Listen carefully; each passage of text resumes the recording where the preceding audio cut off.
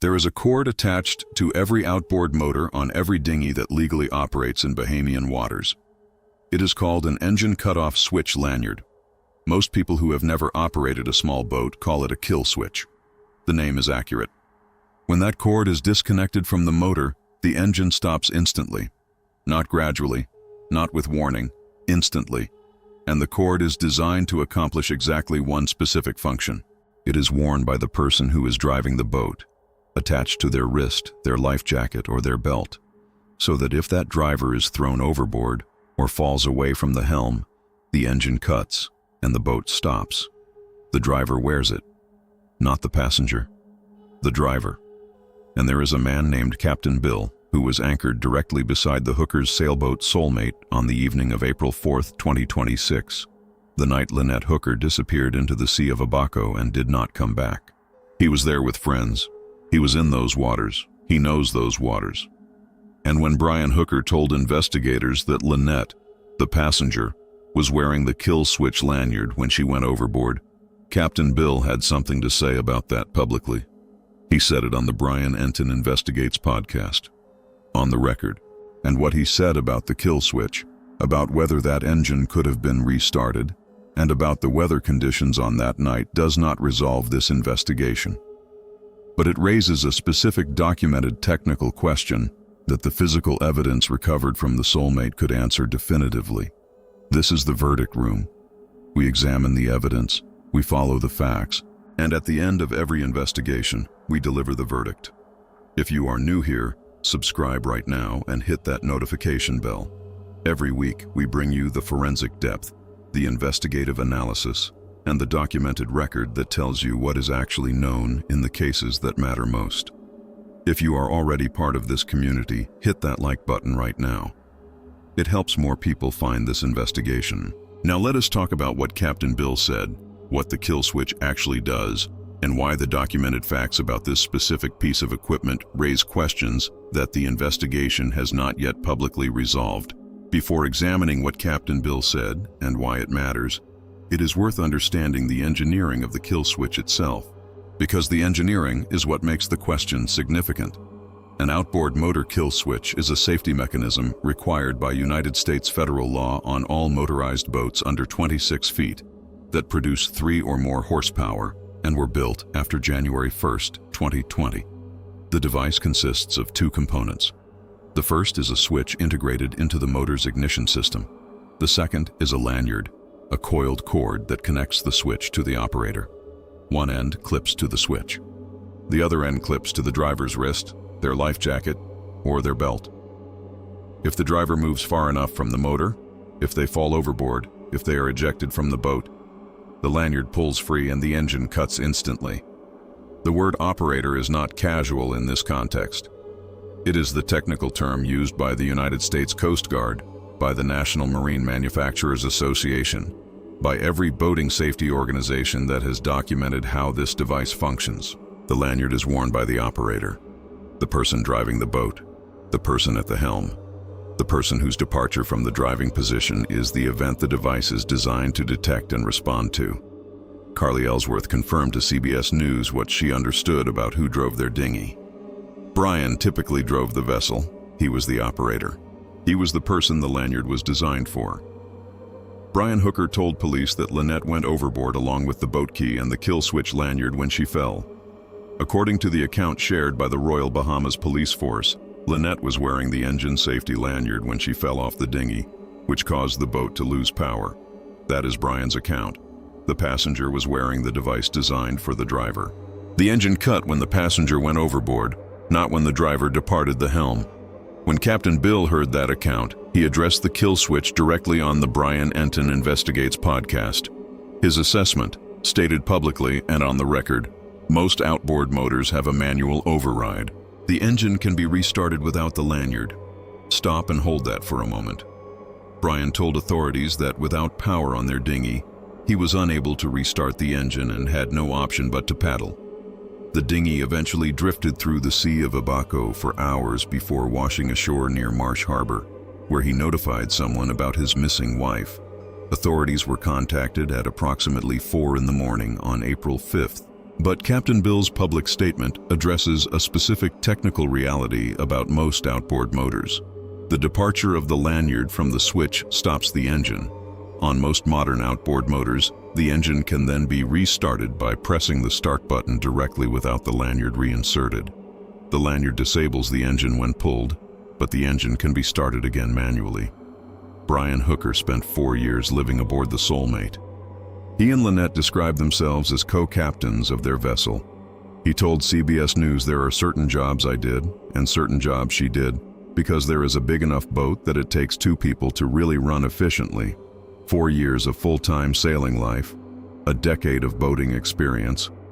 A man who by his own account was deeply familiar with every function of the boats they operated together. Whether the specific motor on their dinghy that night had manual override capability is not something investigators have publicly confirmed. That is an important distinction, and it is stated clearly here. The dinghy and its motor are in evidence. The investigation has examined them. The answer to whether that specific motor could be restarted without the lanyard exists in the physical evidence that authorities hold. It has not been publicly disclosed. What Captain Bill said publicly is that most outboard motors have that capability, and a licensed boat captain who was anchored beside the Soulmate that night saying it publicly on the record is not nothing. Now let us look at the weather, because Captain Bill said something about that too. Brian described the conditions on April 4th with consistent language across his various accounts. In the recorded phone call with Blaine and Marn Stevenson, obtained by CBS News, he described what happened in specific terms. She basically just bounced off the dinghy in the middle of a little blow, like 20-something knot winds that popped up. He said the sun had set like basically 10 minutes after she fell over. In messages to his friend Daniel Danforth reviewed by CBS News, he said the wind blew him away from Lynette pretty quickly. Brian described conditions that were difficult. He described winds that made the crossing dangerous. He described darkness falling rapidly. He described currents that separated them. The weather is the load-bearing element of his account. Without genuinely difficult weather conditions, the account of a former United States Marine who could not locate his wife in the water near him requires a different set of explanations. Captain Bill was anchored directly beside the Soulmate that night. Not nearby, directly beside it. He and his friends experienced the same conditions in the same waters on the same night. His assessment stated publicly on the Brian Enton Investigates podcast, the weather in that area really was not that bad. Not his characterization of the broader Bahamas or of conditions elsewhere in the Abacos that night. His characterization of the specific anchorage area on the specific night of April 4th, 2026, from the perspective of someone physically present in those exact waters that evening. The weather really was not that bad. A friend of the couple who spoke to Fox News Digital anonymously offered a different perspective. He said the winds in the Hopetown area were gusting around 26 knots based on weather data review, and that their 8-foot hard-bottom dinghy with an electric motor should not have been out in conditions above 12 to 15 knots. He described the boat as too small and underpowered for those conditions. 2 people with first-hand knowledge of those waters that night, offering 2 different assessments of what those conditions actually were. Both accounts exist in the public record. Captain Bill was anchored in the same area and said it was not that bad. The anonymous friend was not physically present, but said the dinghy should not have been out at all in those winds. What neither perspective resolves is the specific technical question Captain Bill raised about whether the engine needed to remain powerless after the lanyard went overboard.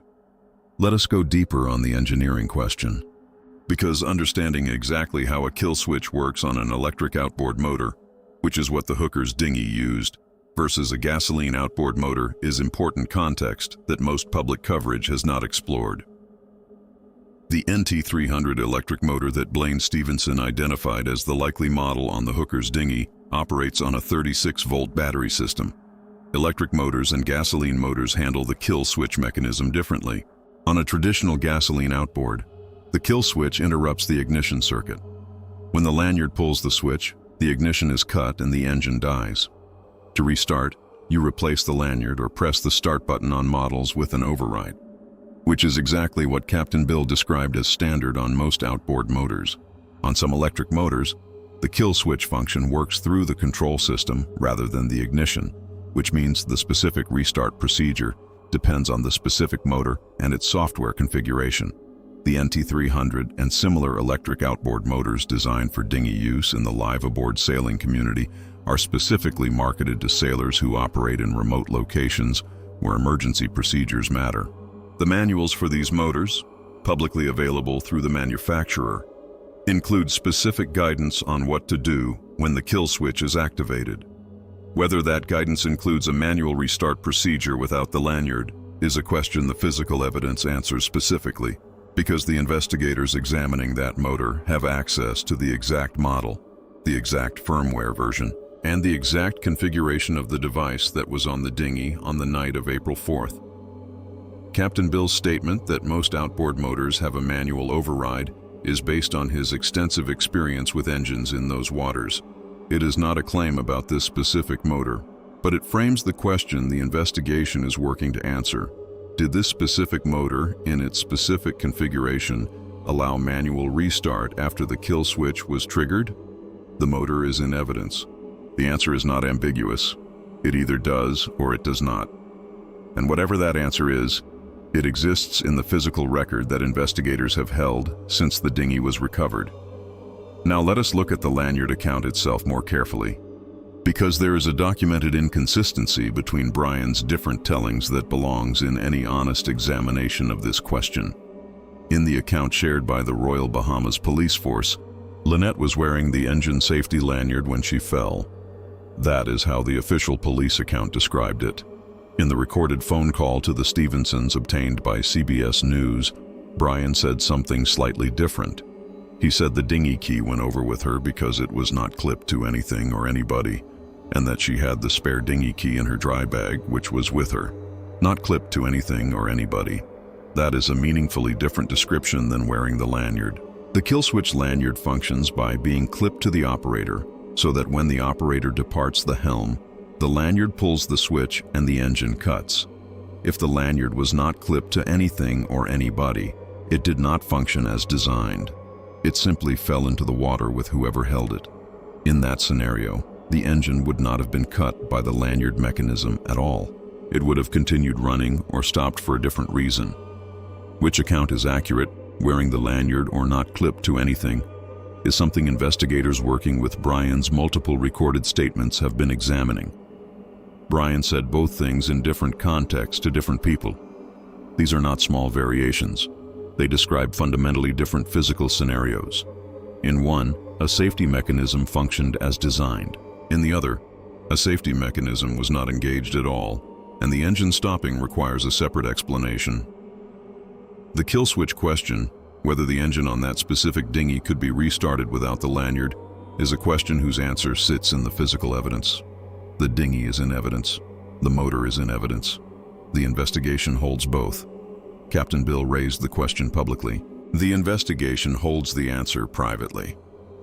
Jim Todd, the Hopetown volunteer fire and rescue volunteer who helped bring Brian ashore on the morning of April 5th, and then went back out on the rescue vessel with Brian and police, told Ashley Banfield that his understanding of events changed profoundly when specific details emerged that had not been shared with searchers. He said that absent intoxication and absent panic, what a person in a boat does when their partner goes overboard in shallow water is instinctive and automatic. You throw the anchor, you hold your position, you take the second life jacket, you enter the water. In the recorded phone call to the Stevensons, Brian said he did throw the anchor. He said he yelled to Lynette that he had lost an oar and then threw the anchor out and anchored the dinghy.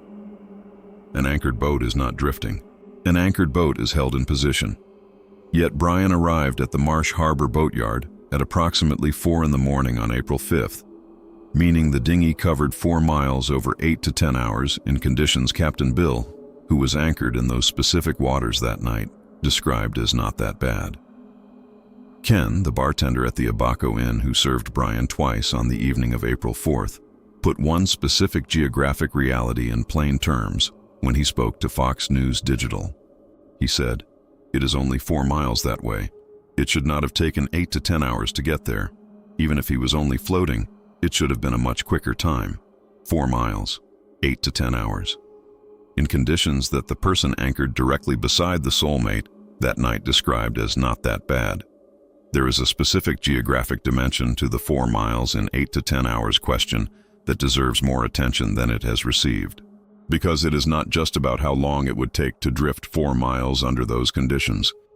It is about the direction. The soulmate was anchored in Aunt Pat's Bay near Elbow Cay. Marsh Harbor is to the west-southwest on Great Abaco Island, the mainland that locals call the mainland. The prevailing winds in the Abaco Islands in early April typically come from the northeast or east. If the winds were blowing from the east at the time of the alleged incident, as conditions in that region commonly produce in early April, a drift from the position Brian described, approximately 50 yards south of the last channel piling off Elbow Cay, would carry a vessel generally westward toward the mainland, 4 miles, roughly westward, with the wind behind it, in 8 to 10 hours. Ken, the bartender, who knows those waters and watches boats cross them regularly, said directly that 4 miles should not take 8 to 10 hours even drifting. Captain Bill, who was anchored in those waters that night and experienced the conditions firsthand, described them as not that bad.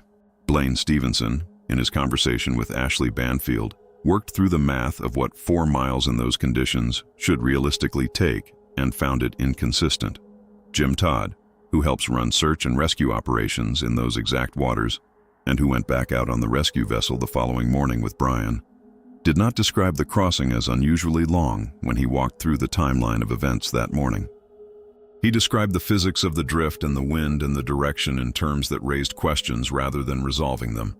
The question of why 4 miles took 8 to 10 hours is not answered by Brian's account. It is one of the specific factual questions that the investigation is working to address with the physical and digital evidence in its possession, including the Apple Watch data, which would log movement and location, and the power consumption records of the soulmate's battery system, which would show whether the boat was drawing power throughout the night or whether there were activity events during specific windows of that 8 to 10 hour period. Now let us hold the kill switch question alongside something that connects it to a broader pattern in this investigation. The pattern of equipment that was present, was functional, and was not used. There were 2 life jackets in the bottom of the dinghy. Jim Todd confirmed this with Pete, another fire and rescue volunteer who saw them there on the morning of April 5th. 2 life jackets in the bottom of the dinghy. Brian threw a green seat cushion toward Lynette, a flotation cushion that Jim Todd described as something you flutterboard with, not something designed to keep a person afloat in rough water. The second life jacket, the one designed specifically to preserve life in water, never entered the water. There was a drone on the soulmate, documented in Lynette's own social media posts, confirmed by Blaine Stevenson, who knew the couple well and sailed with them. A drone launched over those specific shallow waters in the early morning light of April 5th could have covered the entire relevant search area between Elbow Cay and Lubbers Quarters within minutes. Brian was on the soulmate with fire and rescue personnel that morning for approximately 1 hour. He never mentioned the drone. He never suggested they fly it. The kill switch sits alongside these details. Each individually might have an explanation. Each individually might be the result of panic, shock, confusion, the disorientation of someone who had just been through a traumatic night. But together, the life jacket that stayed in the boat, the drone that was never mentioned, the anchor whose deployment Brian described, but whose effect on his drift he could not explain across 4 miles in 8 to 10 hours, and now the kill switch that Captain Bill says most motors can override. They form a pattern that the investigation is working through with the physical evidence in its possession. The lanyard inconsistency between the police account and the Stevenson call account is analytically significant for a reason beyond just the factual discrepancy between the 2 descriptions. It is significant because of what each version implies about who was responsible for the engine stopping. In the version Brian gave to police, Lynette was wearing the lanyard. The engine stopped because Lynette went overboard. The lanyard was attached to her body. She departed the boat, and the mechanical consequence of her departure was the engine cutting. In this version, the engine stopped as a direct physical result of Lynette going into the water. In the version Brian gave to the Stevensons, the key was not clipped to anything or anybody. The engine stopping is not a direct mechanical consequence of Lynette going overboard. It is a separate event that requires its own explanation. Why was the kill switch key not clipped to anyone? Why did the engine stop if the lanyard was not attached to the person who went overboard? Did the engine stop at all in the way Brian described, or did it stop for a different reason? These are not rhetorical questions. They are the specific factual questions that the physical evidence answers. The motor is in evidence. The kill switch is in evidence. The investigators examining that equipment have the ability to determine not just whether the motor can be manually restarted, but what physical state the kill switch was in when the dinghy was recovered. Was the lanyard in the water? Was it in the boat? Was the switch in the engaged position or the disengaged position? Was there evidence of the lanyard having been pulled with force, as it would be if it had actually been activated by someone going overboard? The kill switch is a physical object, with a physical history of what happened to it on the night of April 4th, 2026. That history is readable by the investigators who hold it, and what they read will either be consistent with Brian's account of the engine stopping when Lynette went overboard, or it will not be. Captain Bill raised the restart question publicly. The investigation holds the complete technical picture privately, and when that picture becomes part of the public record, the kill switch question will have a definitive answer that Brian's multiple and inconsistent accounts cannot provide. The motor is in evidence. The specific technical answer about whether that motor could have been restarted is in the physical evidence. It will be part of the forensic picture the investigation is building. The investigation also holds the devices seized from the Soulmate under the search warrant reviewed by CBS News. A digital video recorder, digital tablets, and cell phone-related equipment described as material evidence related to a missing person causing bodily harm. It holds the Apple Watch data that a United States Coast Guard officer confirmed to Darlene Hamlet exists and is being analyzed. It holds Brian's recorded phone calls, including the 40-minute call to the Stevensons that CBS News obtained and verified. It holds his text messages. It holds his multiple accounts of the same evening, given in different contexts to different people. Brian Hooker has denied any wrongdoing completely and categorically. His attorney, Terrell Butler, stated that Brian Hooker categorically and unequivocally denies all wrongdoing and has been cooperating with relevant authorities. His Michigan-based attorney, Crystal Marie Hauer, told ABC News that Brian Hooker never would have harmed his wife of 25 years and asked the public to give him the benefit of the doubt. Brian has not been charged with any crime. The Royal Bahamas Police Force Commissioner confirmed to NBC News that Brian Hooker remains a named suspect who has not been cleared and can be rearrested. All persons are presumed innocent unless charged and convicted in a court of law. Darlene Hamlet is 76 years old, and she is in Florida waiting for a phone call that has not come. She told Ashley Banfield, "I just want nothing more than I love you and wish you would have come home."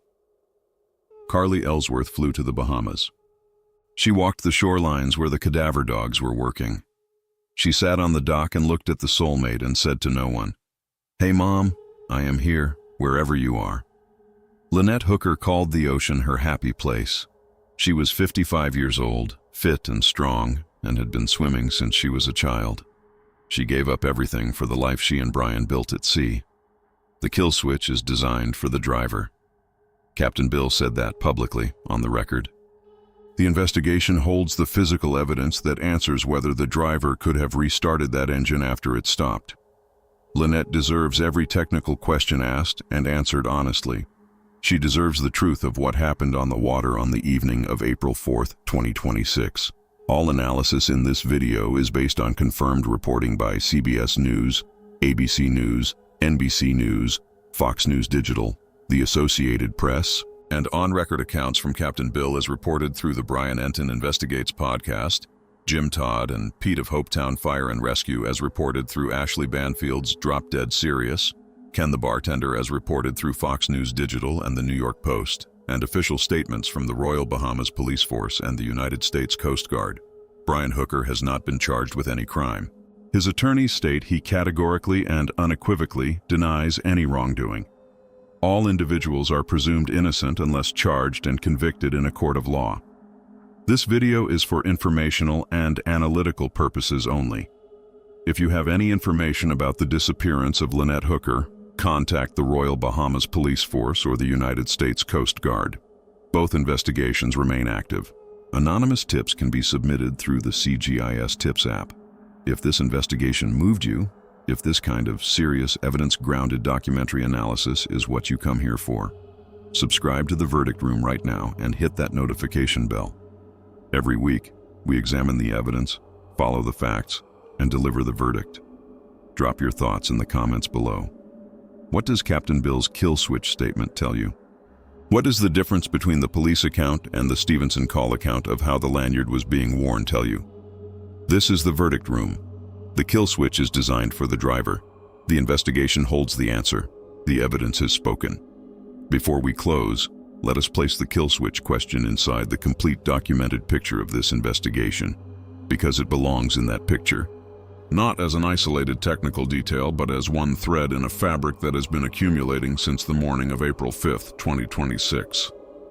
The investigation holds a recorded 40-minute phone call in which Brian Hooker described his wife going overboard, using the word bounced, not fell, not slipped, not went over. A word that describes contact with the surface, not the loss of balance that most people would use to describe an accidental overboard incident. That word was spoken freely, without an attorney present, without any awareness that it was being recorded. The investigation holds the documented fact that multiple witnesses saw a flare at approximately 8 p.m. on the night of April 4th coming from the Soulmate. The boat Brian told investigators he and Lynette never made it back to, and a security camera a mile away captured light events at the Soulmate's estimated location at 7:47 p.m., 12:27 a.m., and 12:32 a.m. on a boat that was supposed to be sitting empty at anchor. The investigation holds the AIS data showing the Soulmate's tracking system went offline at approximately 9:30 p.m. and did not come back online until approximately 8:30 the following morning, the longest gap in the vessel's documented history on a boat whose battery system had previously sustained the signal overnight without interruption. The investigation holds the photograph time-stamped at 6:34 p.m., showing Lynette in a green bathing suit cover-up, a cover-up that Brian never mentioned to a single member of the search team looking for his wife in those waters. The investigation holds the text messages Lynette sent to Marn Stevenson in 2024, saying it was real bad and she could not be out there with him. It holds Carly's account of Lynette describing a specific threat about being thrown overboard in January 2026. It holds the documented fact that Lynette bought a one-way ticket to her mother's house in Florida 1 month before she disappeared and never used it. The kill switch is one piece of that picture, but it is an important piece because it goes directly to the core question of whether Brian's account of what happened after Lynette went into the water is physically consistent with how the engine on that dinghy actually works. Captain Bill answered that question for most outboard motors. The investigation answers it for this specific one. Lynette Hooker deserves every technical question asked and answered honestly. She deserves the complete account of what happened on the Sea of Abaco on the evening of April 4th, 2026. The motor is in evidence. The kill switch is in evidence. The investigation holds the answer. The evidence has spoken. One final thought. The kill switch was designed by engineers who understood that people fall off boats. They understood that in an emergency, the person who has just gone overboard cannot reach the motor to stop it. They understood that a runaway boat leaves a person in the water behind and makes recovery harder. So they designed a simple, elegant solution. Attach the engine's power to the person at the helm. If the helm operator leaves the helm, the engine stops. It is designed for the operator. Brian was the operator. He was alive, in the boat, at the helm. And Lynette, according to Brian's account to police, was the one wearing it. That is the question at the center of the kill switch. Not just whether the engine could be restarted, but why the person designed to wear the lanyard was not the one wearing it, and what that means for the account of how the engine stopped and why it stayed stopped for the 8 to 10 hours that Brian was on the water before arriving at Marsh Harbor.